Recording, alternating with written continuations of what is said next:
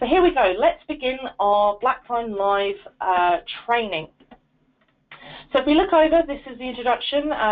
Just going to tell you a couple of things about why we have the Blackline Live and why it is important. So it is a cloud-hosted web portal, and it gives you visibility on your workers. And the reason why we give you visibility is because we need to make sure that you can see your employees' phone numbers, the protocol assigned to your employee, and the device configuration. So visibility is making sure you can see their information so you can keep it up to date, and if any changes happen and things like that, that is your responsibility.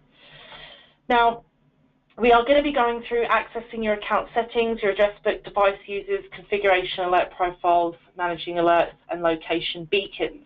So I'm going to be talking about a couple of things with the beacons as well, and don't worry if you're not sure what they are, I'm going to be explaining to them because they are really important to know.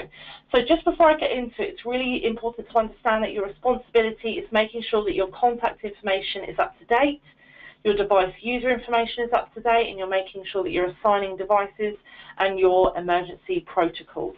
So what I'm going to do is I'm going to power up my device, and I'm going to trigger an emergency event so you can see it in the system, and then you can see what I'm doing when I'm managing the event as well. So I'm just going to wait for my device to connect, and then I'm going to pull my emergency latch, and then you're going to actually see it in the system, and we're going to show you how important it is to have information assigned and things like that. So I'm just waiting for that to connect. Okay. All right, so I'm going to pull my emergency latch. Okay, and then I'm going to bring over the screen so you can see it. And I'm just going to put the screen on silent so I don't want too many noise going on. So here we have the alert. So you now should be able to see in my screen the emergency alert. So here's my device. The first thing I'm going to do is silence it so I can talk and manage other things. So I'm going to put my latch back in and hold down for 3 seconds. 1, 2, 3. Okay, so what happens, so you can see my device as well. So what happens is when we receive an emergency event, Blackline, we respond to the alert. If you are going to be self-managing, so you purchase a self-monitoring service, this is something that you would be doing. But if you're managed by Blackline, you must never, ever manage the alerts. That is our job to do that. So would you like to acknowledge this alert? Yes, I would. So what happens is when we do that, you can see there is now flashing blue light on the device. So it gives my employee confirmation that someone has got his alert or her alert, okay? That's really important. Now, when I go over to the page here, you can see that we have Victoria assigned, and we can also see, if I scroll down, I can see a protocol down here, and I can also see the location of where Victoria is at. So the first thing I'm going to do is read the protocol. That's the most important thing that I would do if I'm responding to this alert. So step number 1, call the device and validate need for assistance. So this device supports calling. So here's my phone number, and then when I call the phone number, it's going to ask me for a code. You cannot call the phone number directly from here. You need to physically grab a phone and call it. And then it will ask you for the 6-digit code, and you enter it in, and it will connect to the call, and then you will be able to speak to your employee. Remember, if you are managed and purchase service with Blackline, we will be calling the devices. That is our job and our responsibility. Now, if I'm unable to get a hold of Victoria, it does say if no answer from the device users, call the emergency contacts. Now, where do I find the emergency contacts? They're going to be listed under my responder tab. So I've got Jennifer and I've got the Calgary customer care team. Then under info, I have got some people who would like to receive an email or a text. So that's all my information. Now, the info doesn't kind of interact with me. I just need to know who I need to call. So I'm not really too bothered about the info box. I'm just concentrating on the protocol and my responders. Now, this is a template protocol. We hand out, myself and Jennifer, who's the other engagement manager, we give you template protocols that have been successfully used by customers, and we make sure that we send them to you and you understand them, we can put them in your account. So I'm just using one of our template protocols. Okay, so now I'm going to call number 1. So now I'm calling Jen, because the device user hasn't responded to me, let's say. So now I'm calling Jen. So I'm calling Jennifer, the manager. I'm saying, hi, Jennifer, we've received an emergency alert for Victoria, and her location is at the Blackline office. Looks like she's in the SQ team Blackline room. Looks like her location is at the Blackline building, 13th Street. You get the drift. So we're giving the person on the phone all the information, the time, the date, everything. So then that user can kind of go through. The manager can say, yeah, that's really odd. Victoria shouldn't be working, you know, after those hours. That's really odd that she's there. And then we'll kind of discuss whether the manager will want us to dispatch or not dispatch, etc. Now, if we don't get hold of the manager, we're going to go to the next manager in line. So this is why it's so important that we discuss our protocol, we make sure it's in place, and your responsibility is making sure those contacts are up to date. So let's go to that part of the training and show you where it is important. So number 1, address book. So if I go to menu and click on under features, the address book, this is where all my employee, my manager, my super information is at. So it's so important that all of this is up to date. I just need a name, phone number, and email. That's all we need. Now, if I'm going to be labeling this device as a shared, you know, warehouse 1 device, I need to put that into the address book as Blackline shared 1 house 1 device, whatever I want to call my shared device, I can call it, but I need to enter that into the address book contact as well. But if it's just going to be assigned to Derek, for example, then I just need to put Derek in there and assign it to him. So to add a contact, you click the plus sign and you add it in. If I want to edit, so if I click on Jen and edit, I click edit and I can edit, and if I want to delete her, I can scroll down and delete her. That's the address book, pretty simple. Okay, so how do I assign the device to a user? So I'm going to go to menu and go under features under device users, which are all of the users of the device. So if I click on that, and we are concentrating on M6, so if I look at my device ID column, you can see M6. This is our training account, so we have multiple devices in there. So M6, so this is currently assigned to me, Victoria, but let's say my shift has now changed and it needs to be assigned to Derek. I can click on my name where it says Victoria, click on it, and it brings me to the address book. I'm now going to click on Derek's name, which then highlights it blue, and I'm then going to click Done. And as you can see in the system, I have now assigned it to Derek. I'm just going to make that a little bit bigger so you can see it. I've assigned it to Derek. Now, if this is going to be a shared device, if I click on Derek's name again, brings me back to the address book. And as you can see, I've got a Blackline shared device. I'm going to click on that. Click Done. Now it's a shared device, so maybe there's 10 to 20 people rotating and sharing this device. You know, it's got the two-way voice, so we're always going to get hold of the correct person, and we've labeled it a shared device. So that's how you assign the different types of users to your device.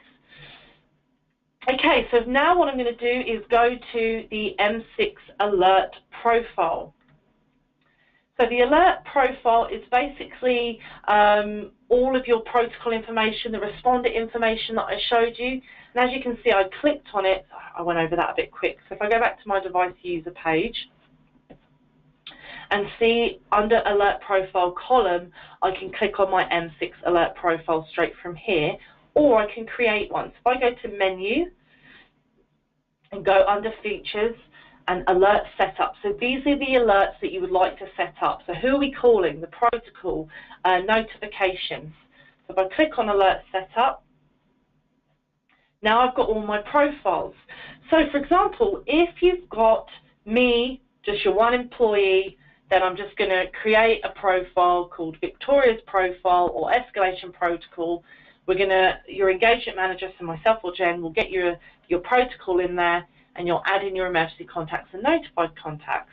However, if you have 2 locations, so let's say we're dealing with or 2 departments, so it could be maintenance guys and field guys, or it could be Calgary location, Edmonton location, or it could be office workers, field workers.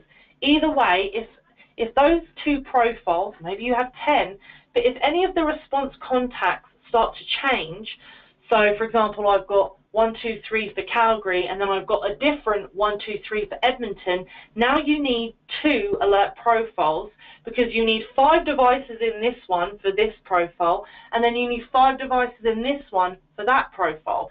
So you can actually create profiles within your account that can be for each department, area, location. So if I go back, and I'll show you the M6 one that I've got created here. So it's important to give it a name. So this one's just called M6, but typically I could call it maintenance team, lab workers, Calgary location.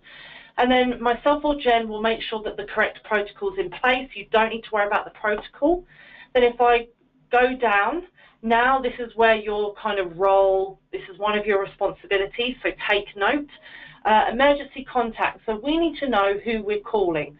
So I'm just going to delete these so I'll show you how to enter them in. So emergency contacts, so if we don't get a hold of the device user, who do we call next? So if I click on add contact, I'm going to click Ina, Jen and customer care. Those are my 3 contacts. I can click them all at the same time. It highlights them blue and I click done. Now I've added them in. Now if you look at each individual, it says select a phone number. So if I click inside of that box, it allows me to select the phone number. Maybe you've got 2 phone numbers or 1 phone number, that's fine. And then it asks me for the priority. So I'm going to do customer care first. I'm going to do Jen second, and then Ina's the supervisor, so she's going to be third. Okay, so now I've got my contacts in. None of this is saved yet because I haven't scrolled down and clicked the save button. Now, who would like to be notified? So notifications are an extra layer of awareness. So, okay, Blackline are going to call the M6, and if we don't get hold of the user, we're going to start calling these emergency contacts. But as managers or supervisors, would you like to receive an email or a text the second I pull my latch or have a high alert for a no motion or a full protection or a check-in? If the answer is yes, you can set it up in this notified contact section.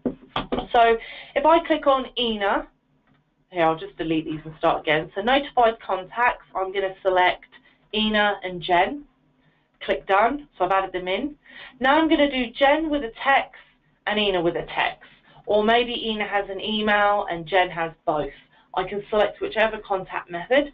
As you can see, Ina has a little light bulb, and what that's doing is highlighting missing information. So contact has no email address for alerting. So if Ina did want an email notification, I forgot to put it in the address book. So I need to go back to the address book and enter it in.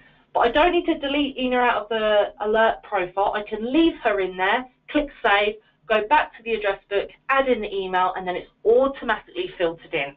The address book is the core of the account. So I'll just put her as a text for now. 0-minute delay, so you want to keep that on 0 minute because you instantly want to receive the text. Now, if you are going to be monitored by Blackline, 100% you need 0 minute because we're going to be responding to these alerts very quickly. If you remember when I clicked on, would you like to manage this alert, and I said yes, that then stops the text messages going out. So if you put a 5-minute delay on that, you're not going to get it because we are going to be managing those within seconds. If you are self-monitored and you haven't purchased 24/7 monitoring from Blackline, then you do not need any emergency contacts.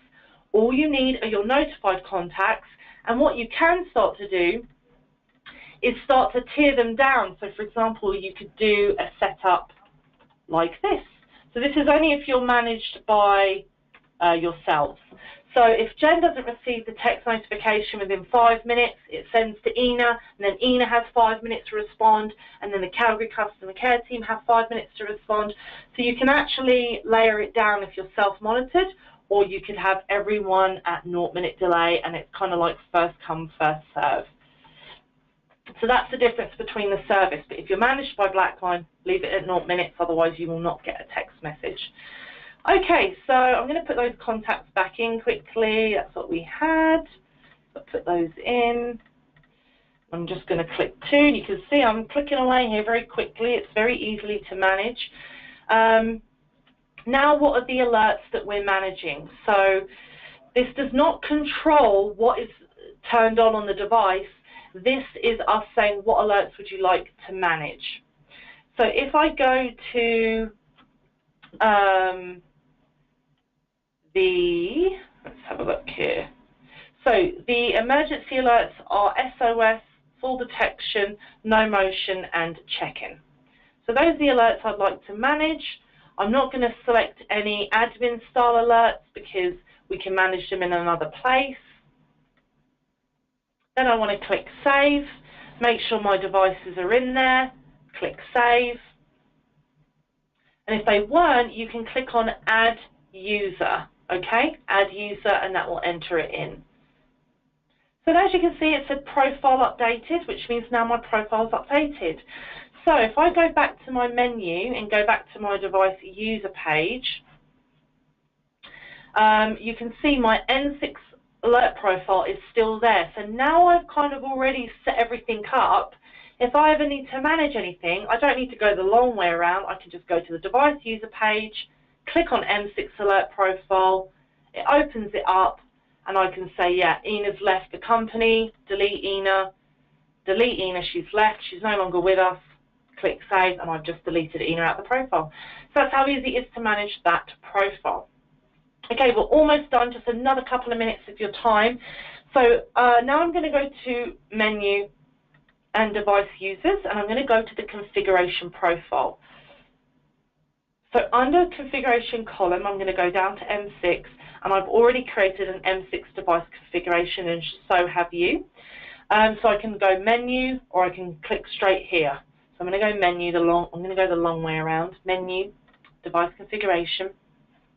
Click on M6, because that's the type of device I have. And then we've got different profiles. So again, as you're starting to learn about our system, everyone, is that you can create different profiles for the devices. So each profile needs to be assigned a person, an alert profile, and a configuration profile. And as you're learning, everything is driven by profiles. So you create a profile, you tell it what to do, you add the device into the profile, you click Save, and then the device follows the command of the profile. So that's essentially how our system works. So I've got two profiles in here because maybe I've got 10 of my users using the check-in, and I've got 10 users that are not using the check-in. So that's when you can start to set up different profiles. So I'm just going to go into the top one here, Device Configuration. I'm going to click on my blue square and open it up. And this now allows me to explain the configuration. So number one, we need a name. So everything under Options allows me to configure what I want to turn on and off. And everything under the settings allows me to configure the different times, sensitivity settings, thresholds. So we're going to go through this. So number one, I'm just going to get rid of that. Hold on, close that window. Okay, so latch pull function. So pulling my latch out. Okay, this is my latch pull function. So on the latch pull function, it can be an emergency alert, or it can be nothing, or it can be a silent alert. So you can actually configure your latch pull to be different things. Latch push function. So if you remember earlier, I pushed down on my latch for 3 seconds until I felt 2 vibrations. That was an early check-in because that's what it's set to right now. Check-in with location, which is also known as an early check-in. Now, I can also turn it off, or I could have it as a silent event, meaning you would like to trigger or activate a silent emergency call. So you're basically saying, I'm calling for help discreetly, and I don't want anyone else to know my position. So I don't want my device to alarm, I want to do it discreetly. That's what a silent event means. Again, not many customers have this. It's very specific customers that request this, depending on the areas and things they're working in. Fall detection, I definitely want that enabled. No motion. So I'm just going to grab a glass of water here. No motion. Check-in is on. Check-in on GPS motion. So check-in on GPS motion is allowing the device to check you in while you're in the vehicle while driving. So we definitely want that checked in. And then GSM lost alarm. So if you remember earlier, my device was blinking and I said, if you would like a notification, you can set this up in the system. And here it is. GSM lost alarm. I want to turn it on, or I can turn it off. Okay, let's go down to the settings.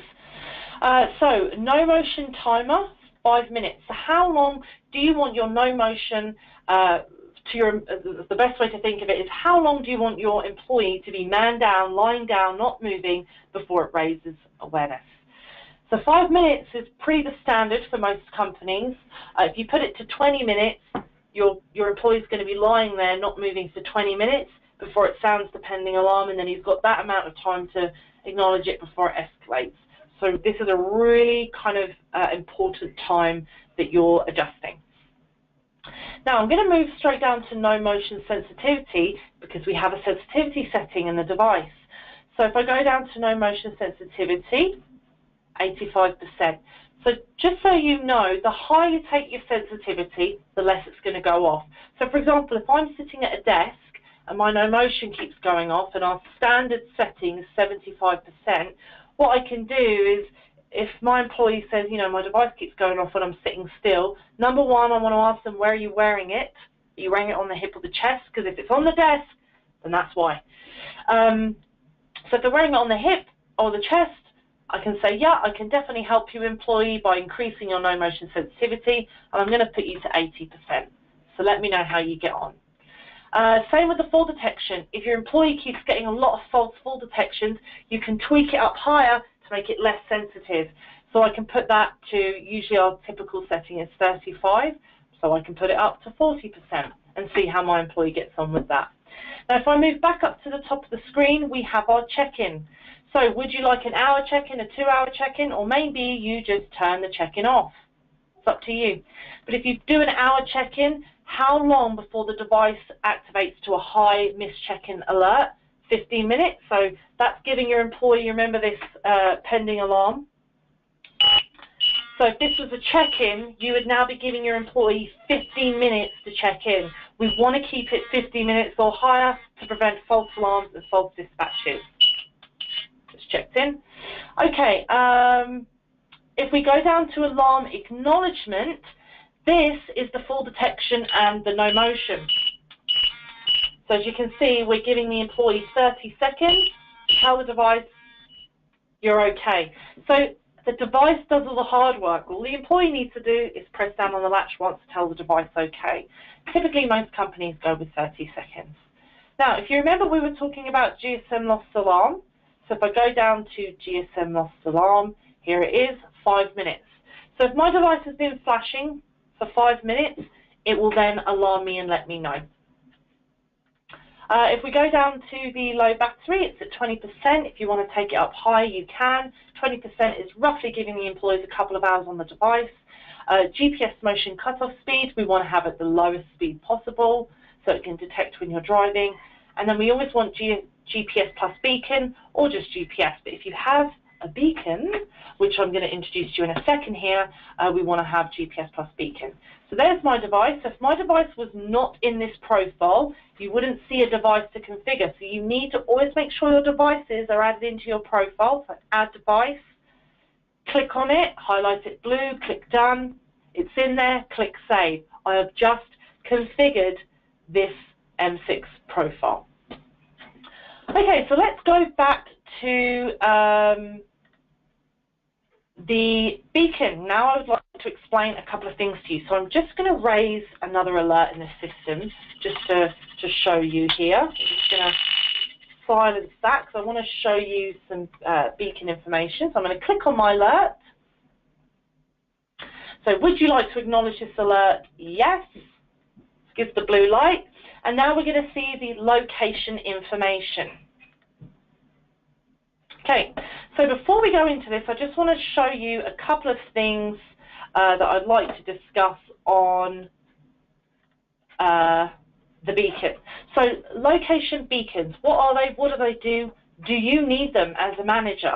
Well, the questions are, is if your employees work indoors, okay, basically what they're doing is they're broadcasting a unique descriptive name.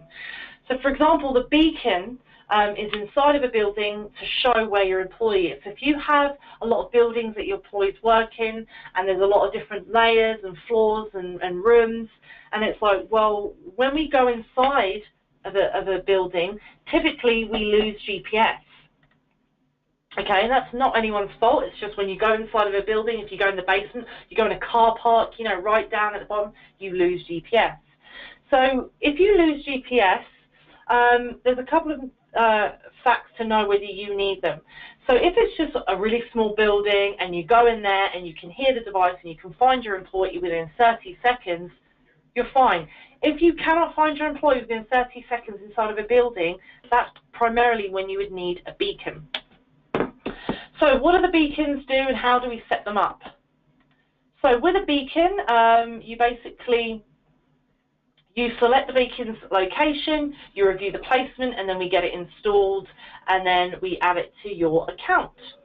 And then we do some testing. So we'll move on to questions in a minute, and I'm just going to pull over the account. So I've had an emergency, I pulled my emergency latch, and as you can see on my name, Blackline shared device, can you see beacon Blackline training room? So here's my beacon, and how do we set it up, and how did we know that I was in the training room? So I'm going to show you. First of all, there's a two-part setup. Set it up in your account, set it up live in this training room. So if I go to features and go to beacon setup, first thing I want to do is name my beacon. It's going to look like a beacon name. So I want to call it training room. Okay, and then I want to give it the address of the building, and then the coordinates you can get from any long and latitude kind of Google page or any maps page like that, and you enter those in and you click save.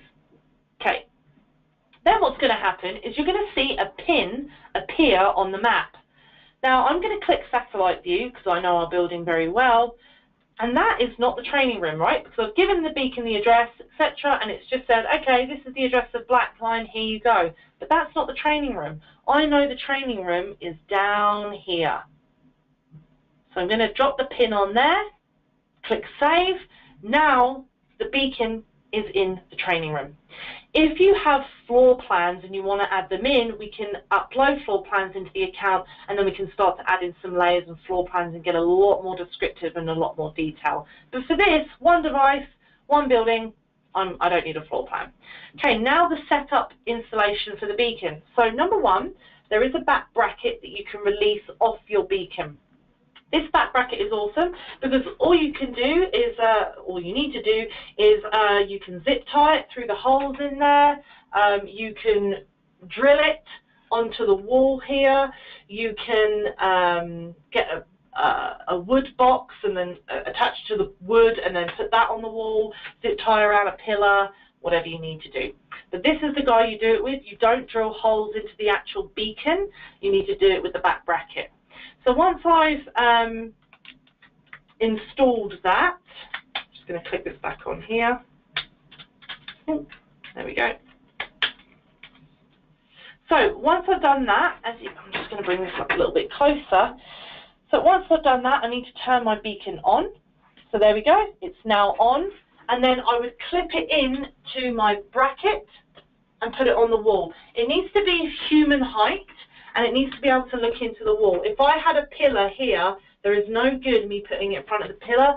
It needs to be in the corner of the room so it can look in, or on the side of the room, or on entrance and exits. So that's my setup done. My beacon's turned on, it's on the wall, it's in my account. That's how we set up the beacons. And that's how it pulls our location. So ladies and gentlemen, thank you so much for your time. Again, here is the customer care support. We have now concluded our portal training. It was a pleasure training you all.